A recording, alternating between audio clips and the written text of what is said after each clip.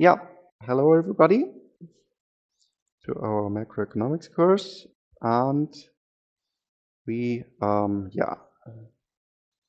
have talked about the so-called magic square, or a general target system for economic policy.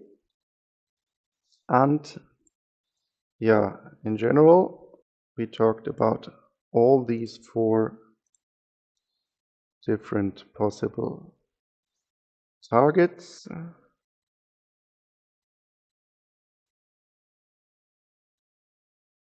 Oops, where we are here. So in general, we had our target system with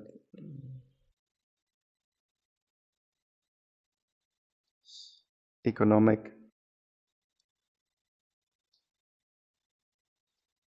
appropriate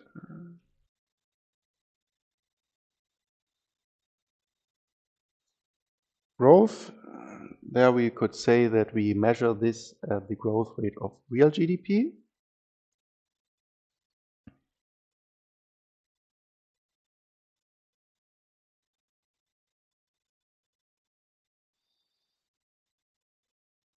And we had said that roughly between 1 to 3%, that this would be appropriate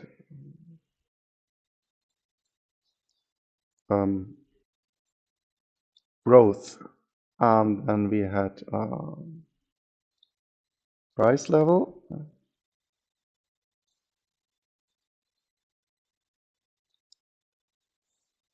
Stability. There it was the general measure of inflation, and this general measure for inflation was the harmonized consumer price index. So the growth rate of harmonized index of consumer prices, and there we had roughly an increase of 2%, which was symmetrically in the medium term when we have talked about this as the target from the European Central Bank. But I think we will also start today to talk about what is money about, and then of course we also talk about monetary politics, and then we will come to this target back. And what else did we had? Well, we had also high level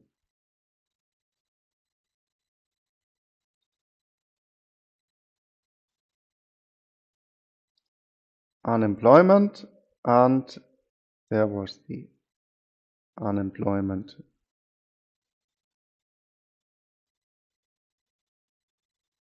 rate. And for Germany, roughly, we could say that the target is roughly 3 to 4%. Oh, high level employment, of course. Thank you very much.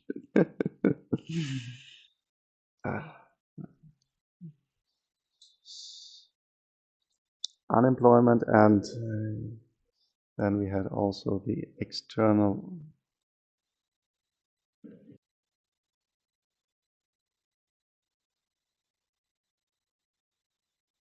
balance, and there no specific target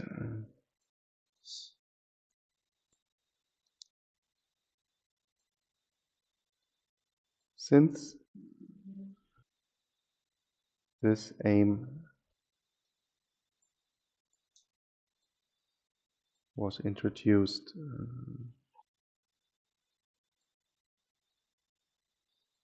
during a time of fixed exchange rates. And if you have fixed exchange rate, then I told you that then if you have massive capital inflow, for instance, that then you have to react, um, since your exchange rate would come under pressure that you couldn't hold anymore these fixed rates. So in this case, we could say that trade balance or current account,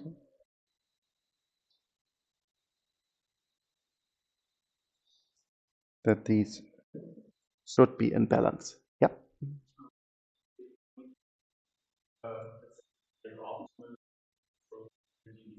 Mm-hmm. Yeah, but of course, always this is for Germany or for developed countries. Okay.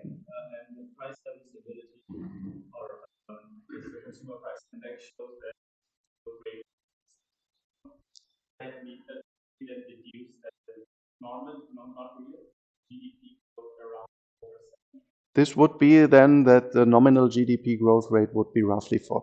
Yeah.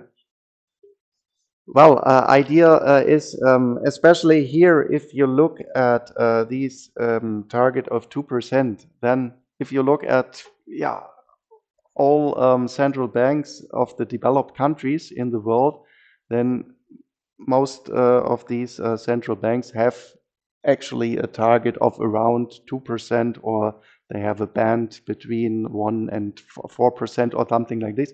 But there is one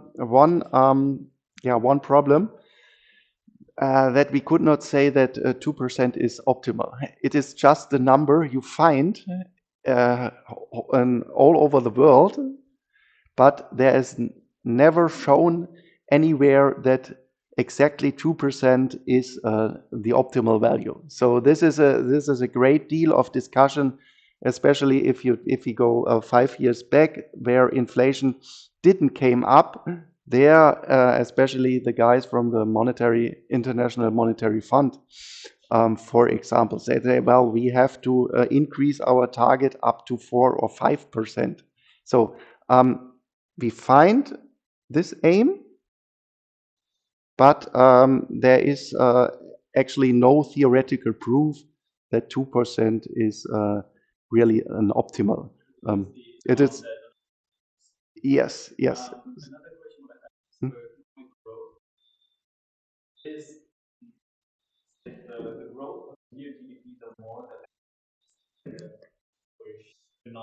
About this, we will talk in a minute when we start talking about the business cycle, because then the more the better is also quite, yeah, you have to be careful, because how can you create economic growth also in real GDP, just pushing, for example, by investing, public investment. You can just push your GDP anywhere, but then you would not have an appropriate or an sustainable growth rate. So then maybe after for 1 or 2 years, you have very high level GDP growth rates, but after that, your public budget is becomes really bad, and then you will a crisis or something like this will follow. So, or anecdotically, you can just say what is the best for real GDP growth is just to have an earthquake today, because if and also you have to keep in mind that GDP is you are counting a flow starting from the 1st of January until the 31st of December. So, and if an earthquake happens in March or something like this, then you have to rebuild everything the next year. And of course, this means that you have a real high real GDP growth rate. But is this a good situation? I would doubt it. Yeah, and but we will come to this also when we talk in a minute about the business cycle. Okay, but of course, these four aims, this doesn't was the end. We can also, of course, this target system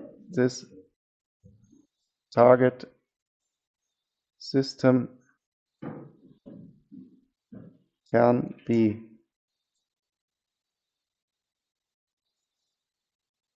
extended, and I had here for the case of Germany, I gave you three possible extensions, and this was here that we can say, well, we make some subsidies from the rich to the poor, and so that we come to something like a fair, balanced income distribution.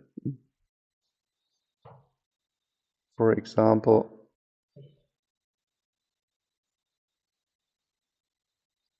fair, balanced income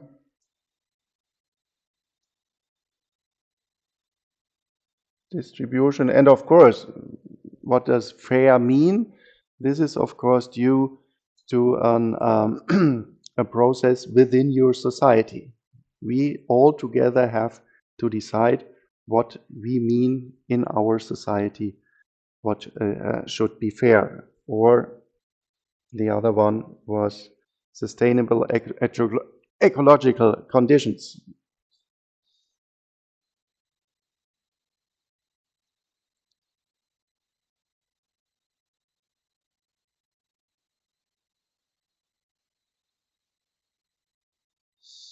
Well, and also what is understood by this, we cannot set this. If you look especially in the United States, then the society is really divided.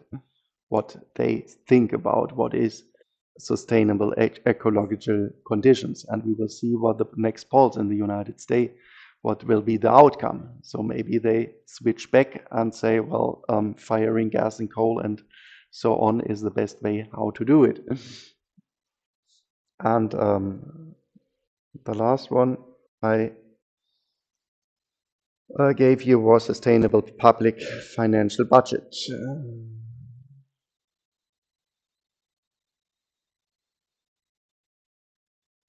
Oops, there I am. This should be in the next slide here. Sorry. Then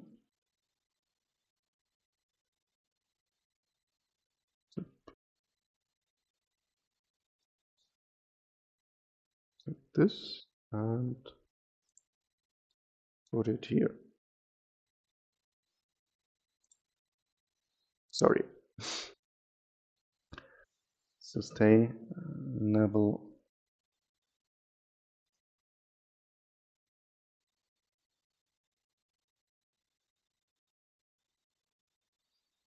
public financial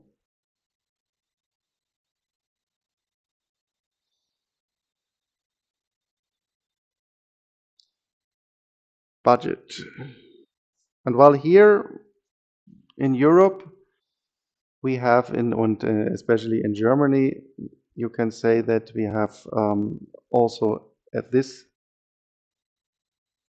target quantitative aim. There we had here in for the deficit, it was the -3. That is one of the Maastricht criteria. That in general, your deficit should not be higher than -3% relative to nominal GDP. Or in Germany, we have even a much tighter number, and in Germany it is 0.35% deficit at maximum. But this is in our times right now also really in discussion. If we should still reach such a very tight number. So here we could say Maastricht criteria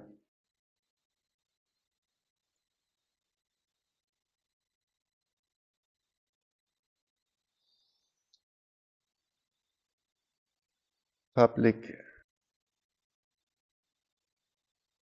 deficit lower than 3%, or the German debt break, and there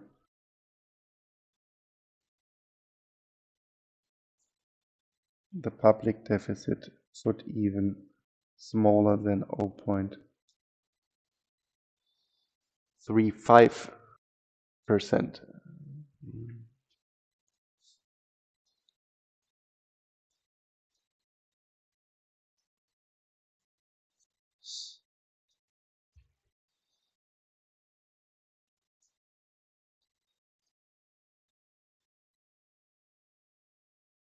And of course, in general, you could also think about um, other economic targets which you have in your country or your society.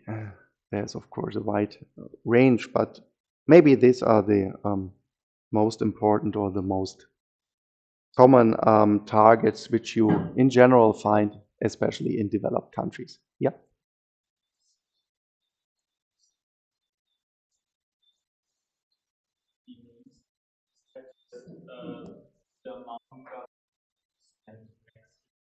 Yes, of course. So it is what it is your income, your public income, and your public expenditures. So okay, then deficit.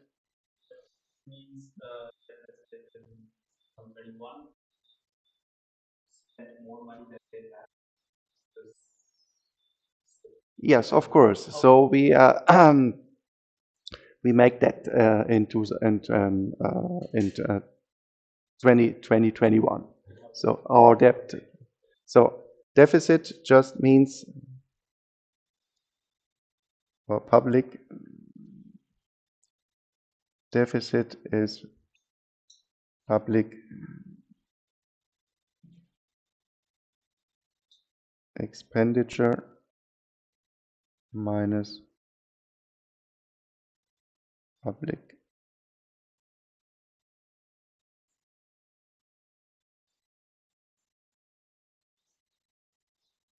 income. And then you said this number, this is maybe 50 billion euros relative to the GDP. And this number should be then in Europe. This was one of the criteria which especially Germany introduced when when we introduced the euro, because the idea behind this is that you want to have a stable currency, and so every country for its own should have a sustainable financial budget.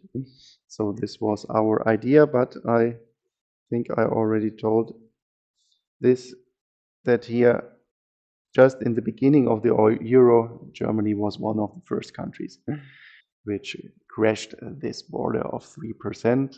And after that, we changed the rules. And so I think we could not really blame other countries than in our good times here, that they said, well, when you were in bad times, you didn't care about this rule. Why should we care right now in our bad times?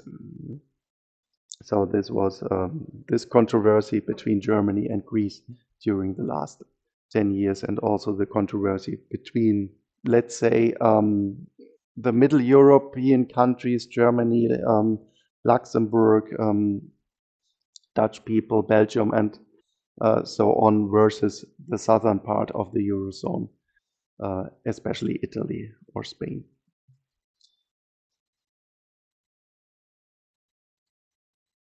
Oops. Okay. So, yeah, this the kind of a summary of the last content, and now we will come, actually to your question, and we will also talk about what is appropriate growth, because in general we at first would say the higher the growth rate, the better. But what we see is, if we look at time series in history, then in general we have always a pattern during time, which comes always again, and this is called the business cycle. And there we find that in general, especially again in developed countries, we find that we have a cycle around some long-term trend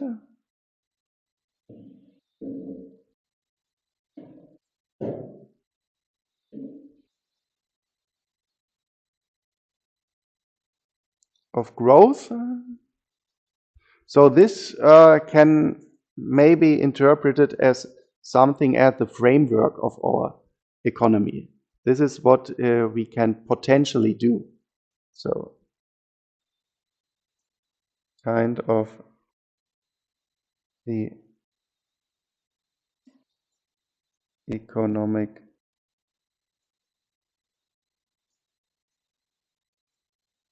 framework of a country.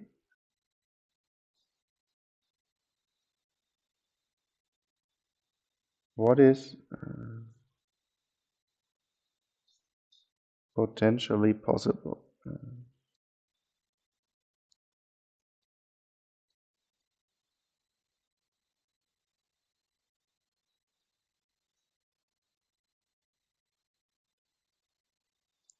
And then we see that we have fluctuations around these long-term trend, that we have times of expansions. This will peak in a boom, and then comes always, or quite sure, the next downturn, recession. We fall into a trough, and then everything starts again. That we here start again with expansion and so on. And then, of course, we need an explanation. Why do we find this empirical pattern in our time series in general? And then we could, try to figure this out. What happens during a time of expansion? Of course, production is increasing. And what happens if production is increasing? We start to more and more increase the utilization of our production capacities. We employ more and more people. Our machines are running longer times. And this will then, of course, mean, if we employ more people, that unemployment is falling. Then also our income starts to increase. And this, I think you have already learned, that in general, the most goods we are consuming are normal goods. And if our income is increasing, the demand for normal goods is also increasing. And if you then think that the demand curve is slightly also beginning to shift to the right within your market equilibrium, because think we are here in macroeconomics, so this is the framework of your economy which you have. So in general, for most people, the income starts to rise. And if everybody has more money in his pocket, what happens? Well, that demand curve starts to shift to the right. Oops.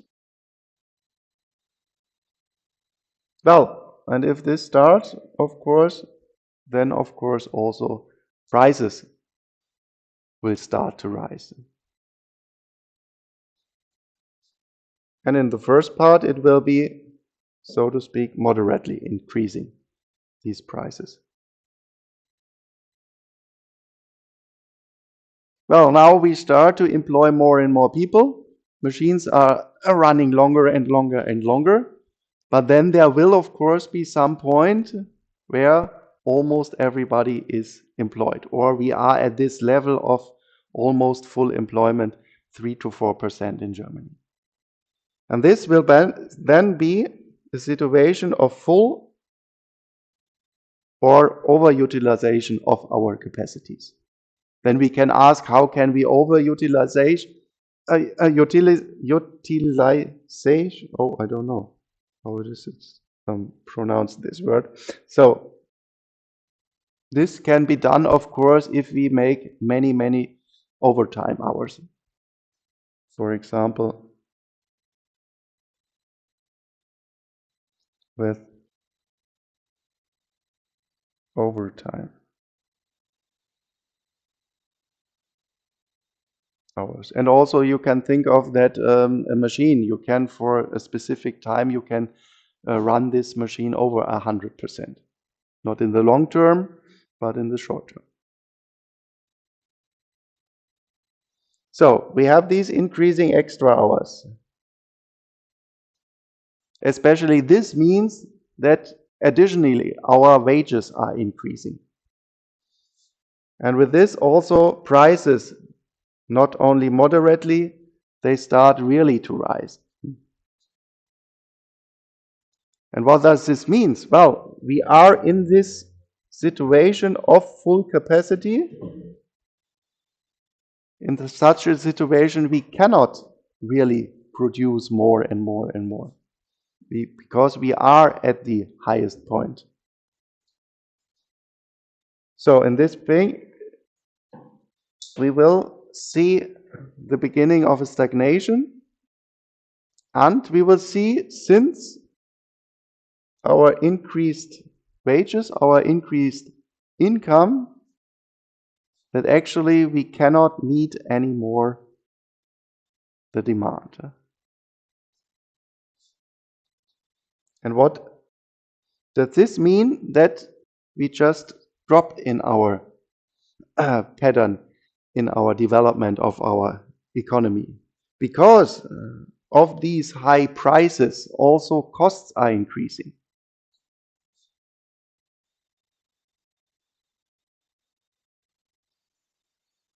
Because of high prices, production costs are increasing. Well, and if this happens, then of course, and this we see right now, we were at a very high point in production, and now the prices have risen really hard in the last months, and this means we will fall back in our production. So in general, unfortunately, because of this process at first really coming up, then the prices start to increase, that then we come into a situation where the production possibilities are tightened and we start with a falling production. If the production is falling, then of course the other way around starts. But we cannot employ more and more people. Actually, in the opposite way, the unemployment starts to increase. If unemployment starts to increase, in general, aggregated income is falling. If aggregated income is falling, of course, total consumption is falling. And this maybe then ends in a trough where we have at least low-level production and high employment, and then all this starts again. Yep.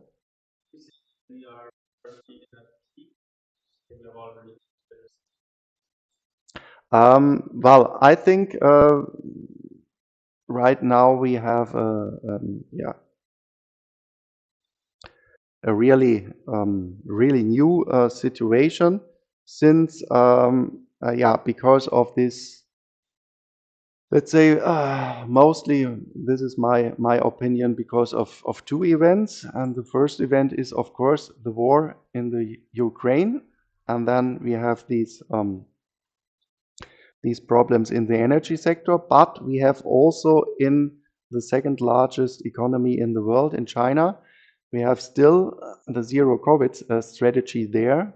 So China um, doesn't expand in this velocity than before at the supply side, and of course also in the demand side for the world. And this together made, I think, that we were in the situation of an expansion, not already in a peak. This was forecasted for next year or for maybe in 2 years due to a business cycle, and then especially the February 2021, the end of February, the war started, and also China still said, well, will not come back to the international market, and that in this situation we didn't end, so to speak, our business cycle up to the peak, but we just fall back very with a high probability directly in a recession, and then we will see if we come really in a deep crisis or not. Hopefully not, but this is an open question. But I think, that we were just after COVID in Europe and in the United States. We were just in the upcoming part in the economic cycle, but we couldn't move through to the peak because of these two external happenings. Okay, so here we already talked about this utilization of production capacities, and this we want to specify what do we mean by this in more detail. And for this we define the so-called potential output. Because in general, and this was your first question today, in general, of course, we want to limit these fluctuations because, so to speak, the higher the boom, the better the crisis afterwards. So we need something like a reference for these fluctuations. And this is the concept of potential output. And the potential output is then the maximum amount, so to speak, of an economy which an economy can produce in the long run. So this is then the potential production at full capacity. And you really have to keep in mind, it is not what we produce, it is only the potential. So this is not the actual real production, but only the hypothetical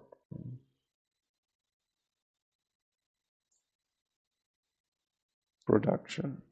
Well, and since this is hypothetical, then of course it is quite hard to measure. And there is of course also not a specific definition how to measure this. I also have written down here.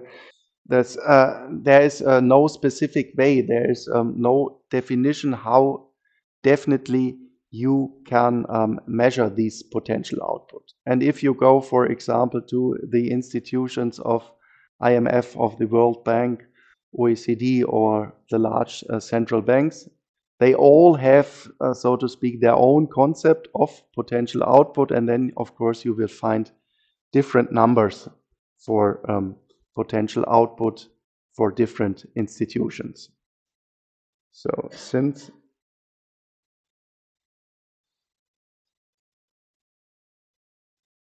there is no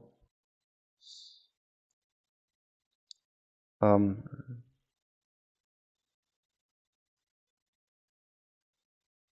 definite way how to calculate potential output,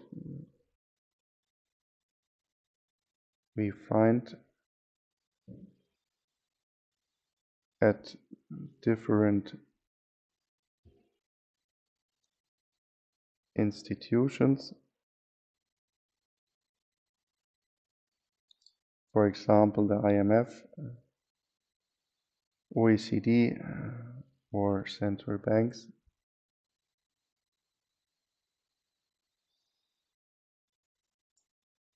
different numbers of potential output for the same country.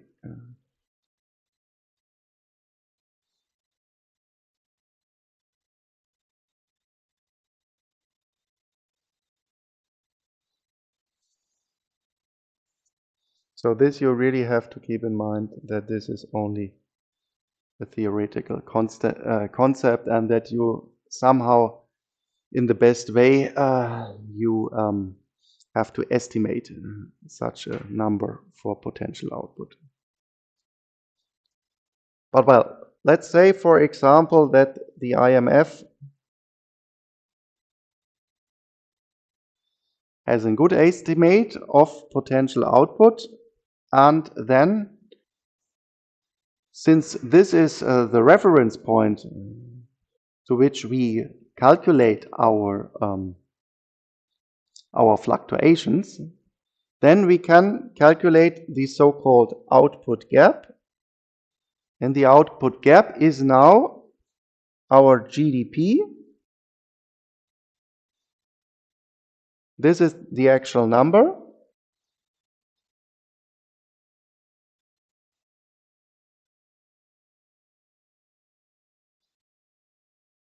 These are our 3.5 trillion euros last year for Germany. And then minus potential output. This is then the estimated theoretical number. And maybe the IMF, we look at 2021, there we have a minus 2%. So this means that they calculated in 2021, we would have the potential for example, 3.7 or 3.75 trillion euros. So this is the estimated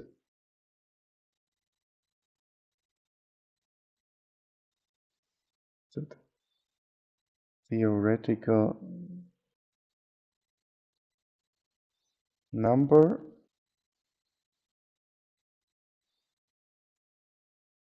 calculated by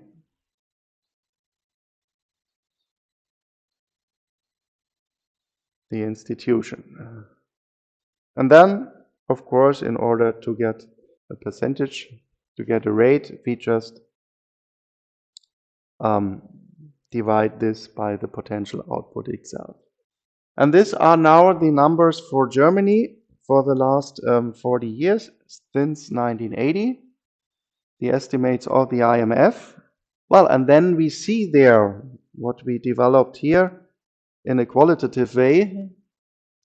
So what I plot here is then always these distances here. that we really can see in practice during the last 40 years, we see such a business cycle for Germany. So moving at first into a to a recession beginning in the 80s, then coming up until reunification. After reunification, again, the relative number calculated relative to potential output dropped again. A short peak, 2001, and then our deep recession. We saw this also in the unemployment numbers. During this time, we had 5 million people unemployed. And then we are maybe in some new times, because here, this is then the global financial and economic crisis.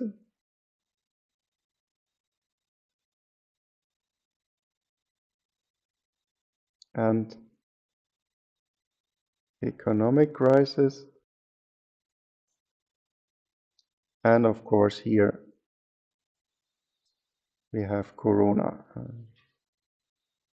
And here you see that maybe we were in this part of the expansion right now, and unfortunately this crazy guy started this war, and this is rough, potentially going down again, and we are not reaching what we have forecasted last year, that we are coming in a boom phases to a peak again.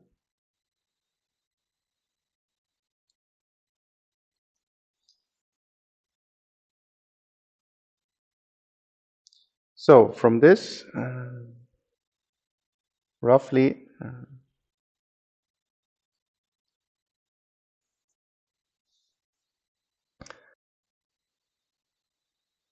the time period of a full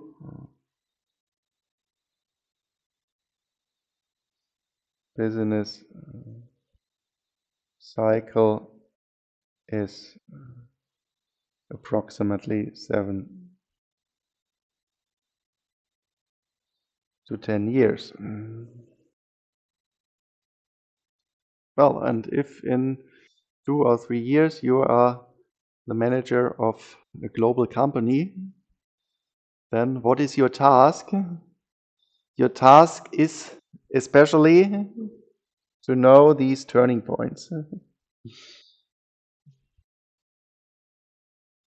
If you are able to forecast these turning points, then I think your company will be profitable. Because then you know, okay, it's down, it's coming down again, and I know what to do. And okay, I am in a crisis, but my forecast is that the next 3 or 6 months, the economy is coming back. So I start to invest right now.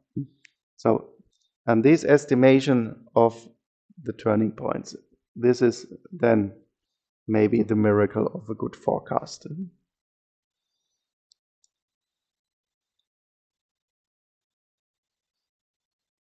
Estimating the turning points.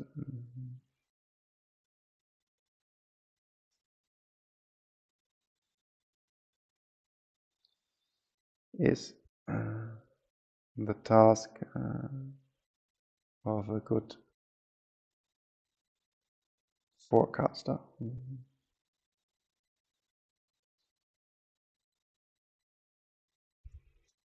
And of course, if you see here that a business cycle is roughly 7 to 10 years, then you see also that these turning points quite often can shift 1 or 2 years, so that you are wrong, that the crisis just lasts half a year or 1 year longer than you have expected, and then maybe you made the wrong decision in your company.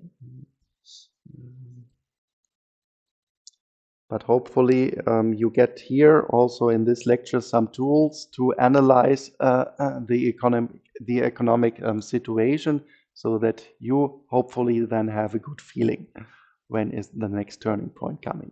And you already asked this question, where comes the next turning point?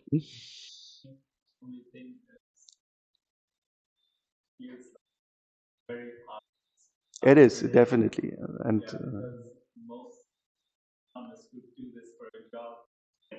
yeah, and as actually here in during summertime 2008, there were only really few economists which said, okay, this financial crisis really moves into the real world.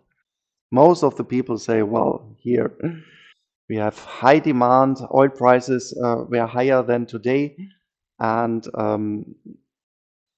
so there were the economists were also in very much criticized during this time, because almost nobody has seen that it became such a deep crisis after that. Yes, of course.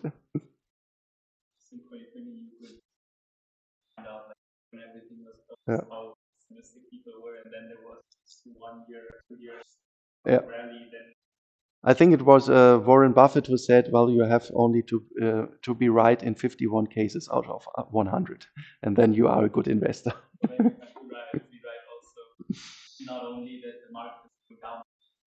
Yeah. Yes, actually, this is the timing. The timing is absolutely relevant, and therefore this doesn't help really, because if you are 6 months late, then you are really late. Okay, but let's have a look even 10 years more. And what I plotted you here is now quarterly data.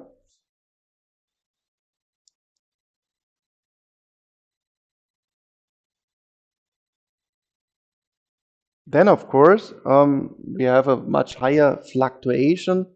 And also, if you look at quarterly data, it is not a surprise that sometimes you have also in a boom phases or in a time of expansion, also for one quarter, sometimes one negative growth rate. But in general, we see here that we see more or less here would be a phases where we are really in the negative part. Or if we take this part here, or if we take this part here, then we have also this part here, of course this one, well, and the last years we know what this is. So maybe also in this quarterly data we can more or less directly see some historical events within the business cycle. And my question is, if you could answer me, which kind of crisis I marked here? Which crisis? So let's say that this is 1, 2, 3, 4, 5, 6. So six times a crisis during 50 years. Again, we are here at our period of business cycle, 7 to 10 years. So you have an idea? You can also choose 3 as the first. Yeah, yes, of course. And maybe we are going down again here. So 6 would be, oh, let's put it on the right.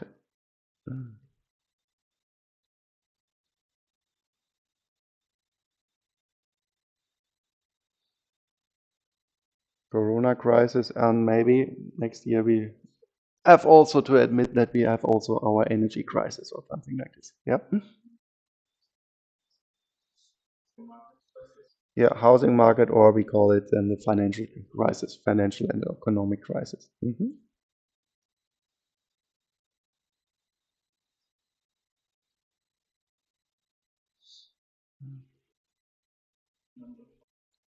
Yeah, yeah, great. So this was the stock market crash 2000, 2001. And then, of course, these are also then always really bad when then also some really also additionality to the dot-com crisis, another event sadly happened just in the end, more or less at the dot-com crisis. This was a 9/11, of course. So these two together then. But this was, of course, then an external event, and we had this. Maybe this is parallel to our situation right now. We had Corona just at the end, and then the war started. And there we had the dot-com crisis. It was not almost, but it was the peak of the dot-com crisis in September 2001. I think it was over. But then this happened also to the World Trade Center, and this also changed many things in the economic framework in the world. So this would be then the dot-com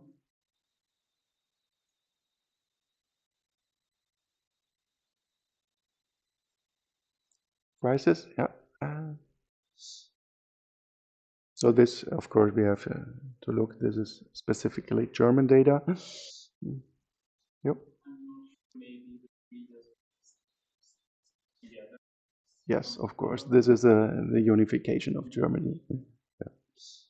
So at first we thought everything is good and everything becomes great, and then we saw, well, the production capacities in the GDR, in the German Democratic Republic, they were more or less, they have more or less vanished.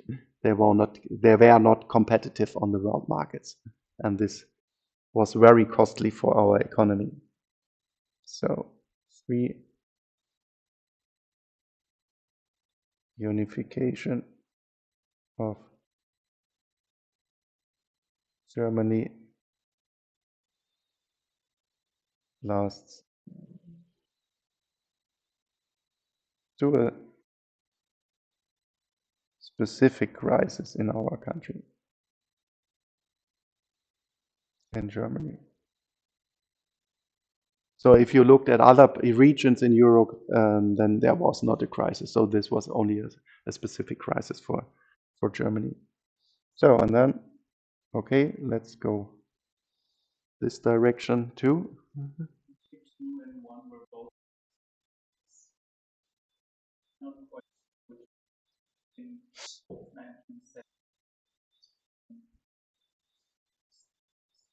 Yeah, but this after the gold standard was yeah collapsed, but this started not a crisis. There was another thing we actually also talk today about what had happened during these times.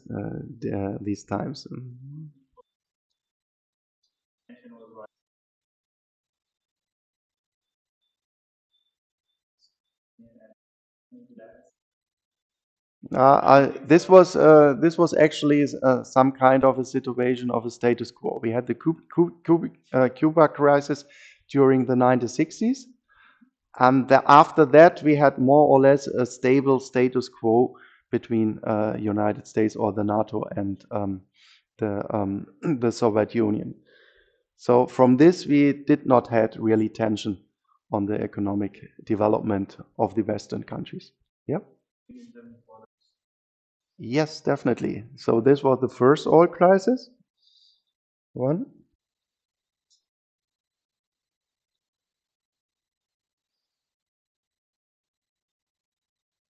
So this was just done, so to speak, the first time that these countries, Saudi Arabia, Iran, Iraq, and so on, they formed the OPEC, the oil cartel, and they just said, as not with a war, but more or less like Putin said from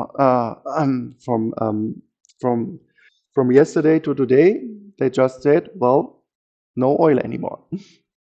And actually, during this time in Germany, we had so-called car-free Sundays.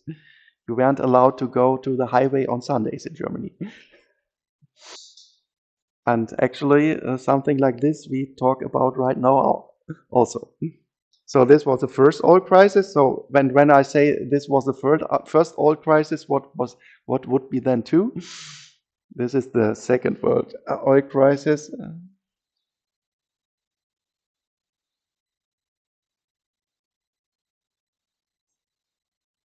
And well, the first oil crisis was that the OPEC was formed and they really showed the Western world their muscles, what they can do. And this was then the inner conflict of Iran-Iraq, because then the Ayatollah regime um, rose up in Iran. So start of Iran-Iraq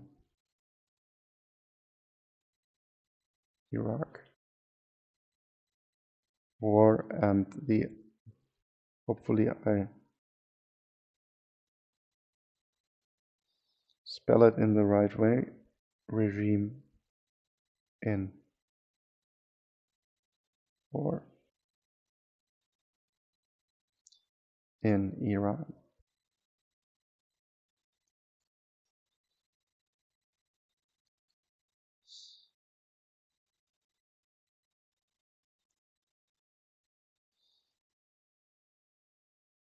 And on the next slide, I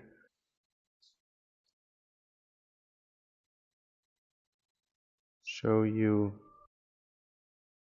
oops, this has to change, this has to come here. So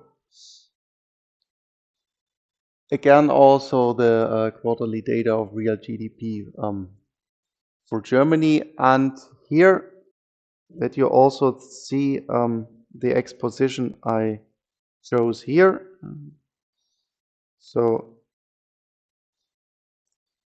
this is then the long-term trend of the index.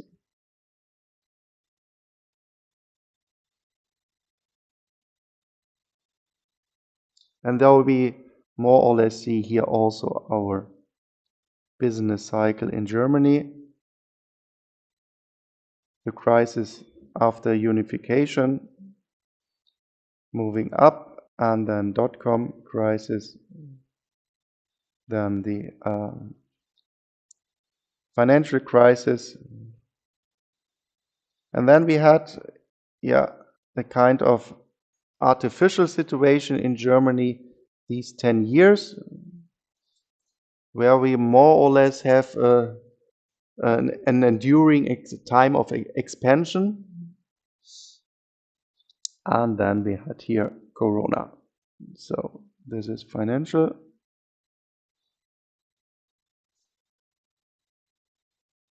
crisis, Corona,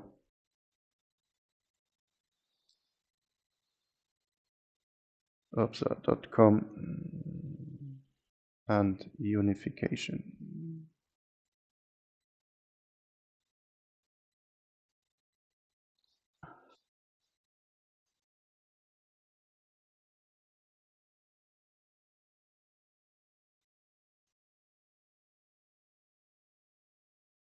So that you see that really in the empirical data, also if you go to the data of France or UK or United States, everywhere you find these pattern of the business cycle.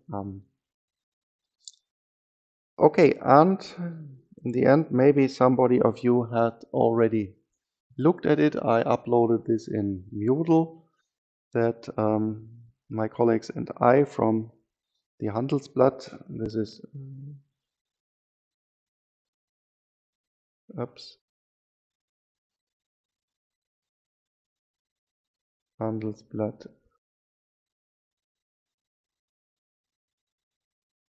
Research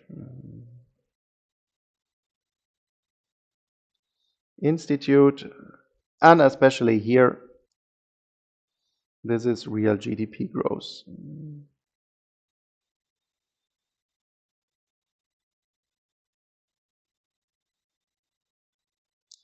And there we forecast for the next year minus 0.4%.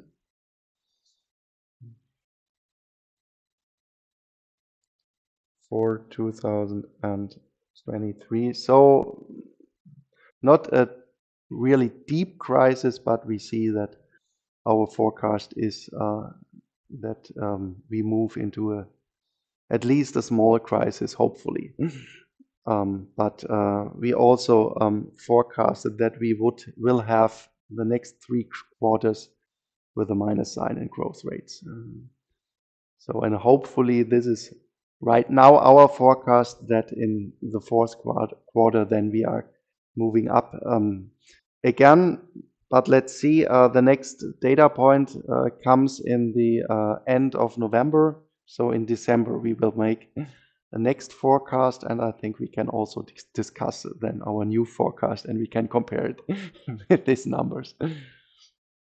How much we have to revise these numbers. What would also be interesting, I think here, because this is, there we have a quite specific view. With this number, inflation, what did we have? 8.5, I think, or? We are quite high compared to other forecasters, but with 5.5% in 2024, we are quite low compared to other institutes. And I think in December we will talk especially about this number, if we still hold that price development is coming back next year. So yeah, if you want, you can have a look at it, and you see there that also we make, of course, then forecasts for all these, I think here, sectors, especially from the, here we have it, especially here from the expenditure approach. So this is mainly what you are doing if you make a forecast for GDP. And this, of course, have a look at other institutions. I think the IMF just published a new forecast, I think last week. And hopefully, because of this lecture, you can better read the reports then. So I think then we also can start the next topic in our lecture. And yeah, of course, always we talked about euros, we talked about currencies and so on. And since this is an introductory course, we also want to generally define or talk about the topic of money. What is money? And money is not only here. Do I have euro here? 5 euros or something. So we grew up just with money, and sometimes I think that we don't really think about what is money definitely about. And well, so we can ask ourselves, when can we use a good as money? Because of course money has developed, that we just have this paper with some nice little pictures and we call money. This is not that long in history. This started around 150, 200 years. In China, they had it a bit earlier than in Europe. But so what are the properties of goods which we can use as money? And the first one, of course, is again, we use it in the market process. And if we use it in the market process, then we have there the problem of scarcity.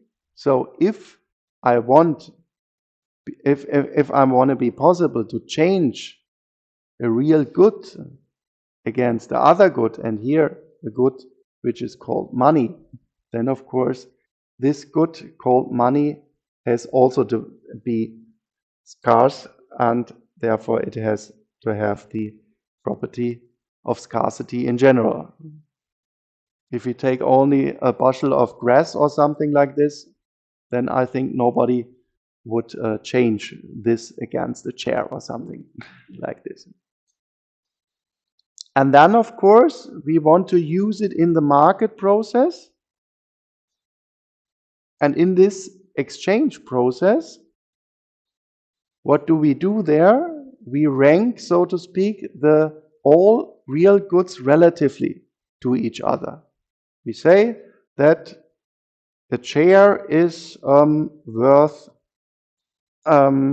is valued 2 jackets, or one jacket is valued 100-liter milk. So we have many proportions. And all these proportions we have all these proportions has to be this is busy long. Oops, divisibility. No, it's okay. So every proportion which we find in a market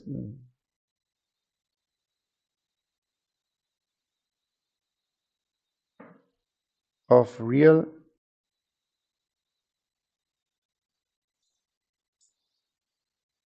goods which we find in a market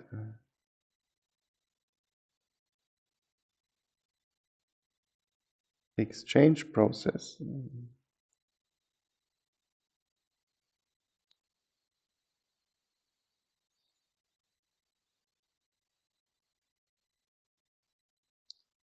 must be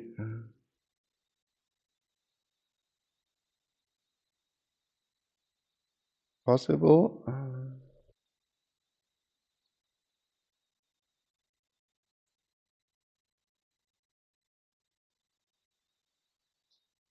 to be changed also with the general good of money. So we have to we have to be possible that we can just change one jacket against 100-liter milk. So we have there the proportion 1 to 100, and then to rechange this with a new proportion 1 to 2 or 1 to 17, and so on and so on and so on. So our good, which we want to use as money, has to be highly divisible. And of course, this is an individual exchange process between you and me, or you and the other person. So we all have to value this good we use as money more or less equal, because otherwise the proportion would always change, and they have to be stable between all the individual persons which are acting in the market. So we have to have the property of equality between the individuals. Equality between the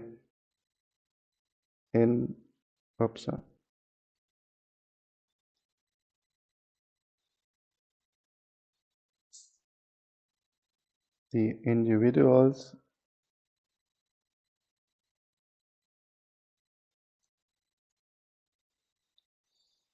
acting in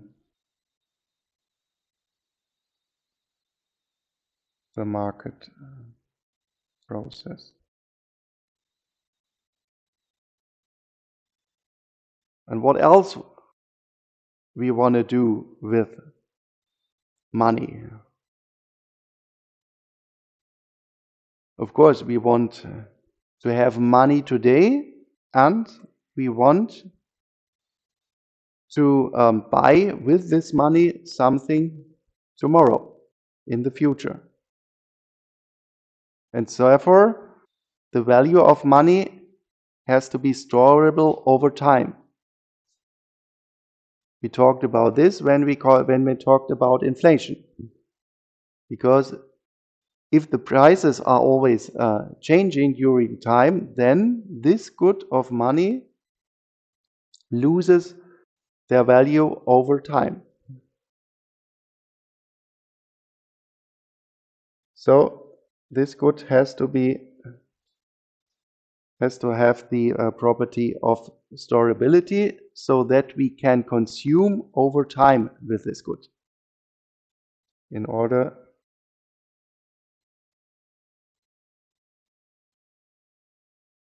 to possibly consume over time.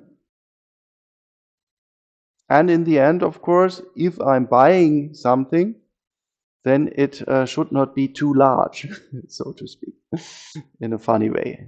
So if I change 100 euros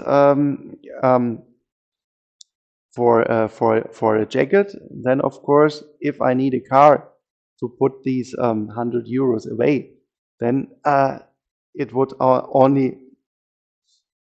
also do not have the properties I need. So it should be possible that I easily can transfer this good, which I use as money, from one person to another. And this is the property of transferability. And if you take all these properties together, then I think we can also understand why we use, in the beginning of the invention of money, we started to use gold as a possible good which we use as money, because all these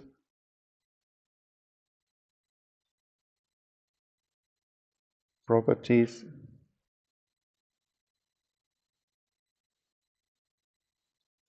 are more or less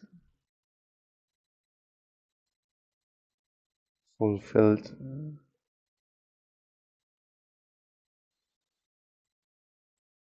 by gold. If we go through it in a minute, then of course we have the scarcity, that we do not find ever gold just at the street.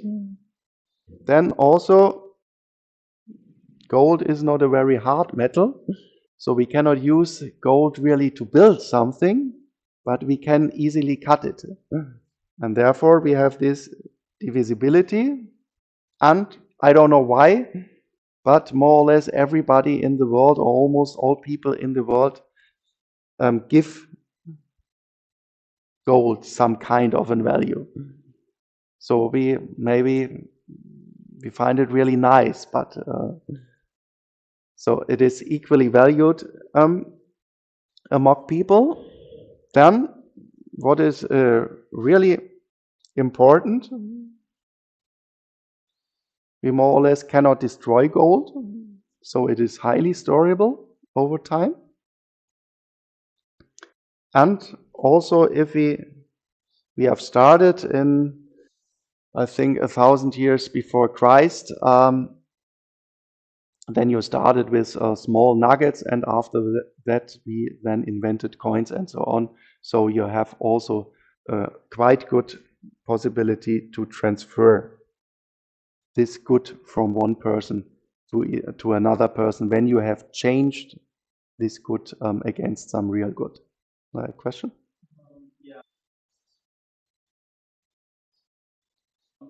Hmm. Yeah, yeah, okay.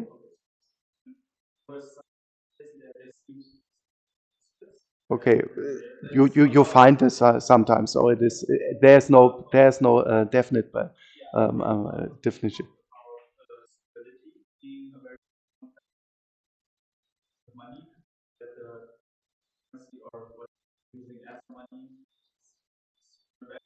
Mhm. Mhm. Yeah, well, you could say that maybe in these three properties you find some kind of stability, and of course you can also take the stability as an explicit property. This would be also right, definitely. Yeah.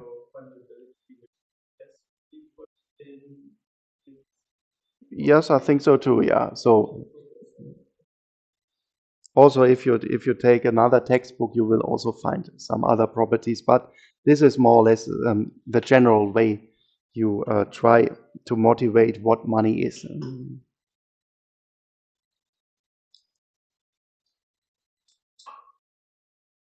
Okay, and then it's saving still, and then of course these properties here then coincide with our functions, what we want to do with money, and there we more or less take three main functions of money. Then the first and maybe most important, and the reason why we invented as human beings something like money, is that we use it as a medium of exchange. And we will then talk about it, why it is a good idea to have this medium good in between the exchange process, because in the end then we still change real goods with each other. So maybe I'm producing a chair, and then I sell the chair to somebody else. I get maybe 30 euros, and then I go with this 30 euros into the supermarket and buying some bread or so. In the end, then there was changed a chair against some food in the supermarket. But why is it a good idea to have this medium of exchange invented there, which of course is then our general payment method? Then of course we want somehow to store anything that we can divide our plans, that we can consume something of our income today and something we spend in order to consume tomorrow. So we want to store somehow our value. And of course, and this is then the macroeconomic view, that we need somehow a unit of account. And in the end, money, euro, US dollar, is then the unit of account where we value then our total economic performance. And this we will then discuss in more detail the next week. We will then talk about these functions of exchange, store value, unit of account. And from this, we come then also to the motives of demand for money. Okay,